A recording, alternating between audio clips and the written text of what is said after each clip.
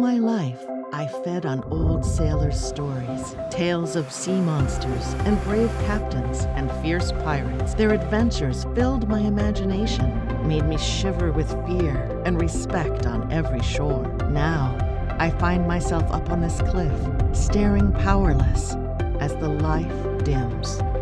The more I look at it, the more vulnerable it appears, its frothing, boundless force slowly fading into a black, lifeless calm. Monsters are now made out of plastic.